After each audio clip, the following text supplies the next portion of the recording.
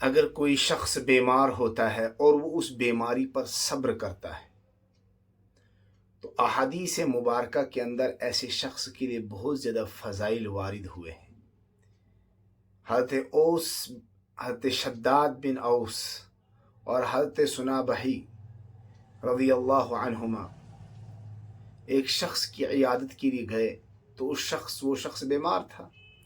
اس شخص نے کہا کہ اللہ تعالیٰ نے مجھے جس بیماری کے اندر مبتلا کیا، الحمدللہ میں نے صبر کے ساتھ اپنی صبح کی۔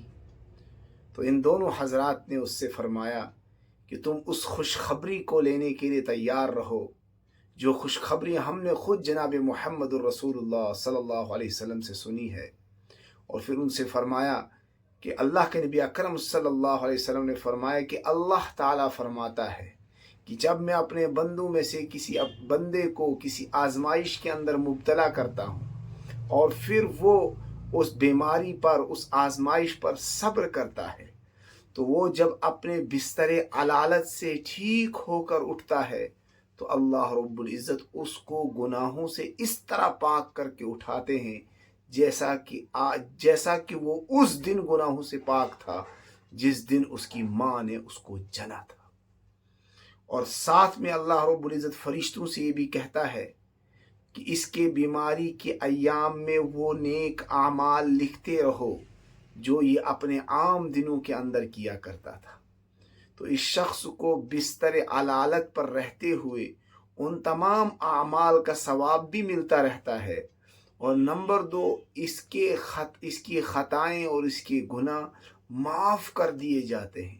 اس لیے ہم نے سے اگر کسی شخص کے ساتھ کچھ بیماریاں لگی ہوئی ہیں، کچھ پریشانیوں کے اندر کوئی اگر مبتلا ہے، تو اسے بالکل بھی مایوس نہیں ہونا چاہیے۔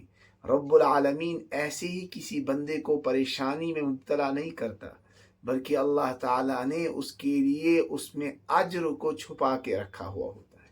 اس لیے بیماروں کے لیے بڑی خوشخبری ہے اور حوصلہ رکھنے کی ضرورت ہے۔ اللہ تعالیٰ سے اچھی امیدیں باندھنے کی ضرورت ہے کہ وہ رب ہمیں کبھی بھی اکیلا نہیں چھوڑتا۔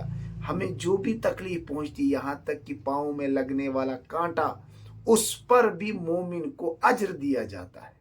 اور پھر کوئی شخص بیماری کے اندر لگاتار مبتلا ہو، اور یہاں تک کسی شخص کو بخار آئے تو بخار کے ذریعے سے بھی انسان کے گناہ معاف ہو جاتے ہیں۔ پھر تسلسل کے ساتھ کوئی شخص بیمار رہے اور بستر علالت پر رہے تو اس کے لیے تو بہت بڑا اجر ہے۔ اس لیے ہمیں مایوس نہیں ہونا چاہیے، اللہ سے امیدیں رکھنی چاہیے۔ اللہ رب العزت بہت بڑا ہے اور ہمارے گناہوں کو بہت زیادہ معاف کرنے والا ہے، اور اپنے بندوں سے بہت زیادہ محبت رکھنے والا ہے۔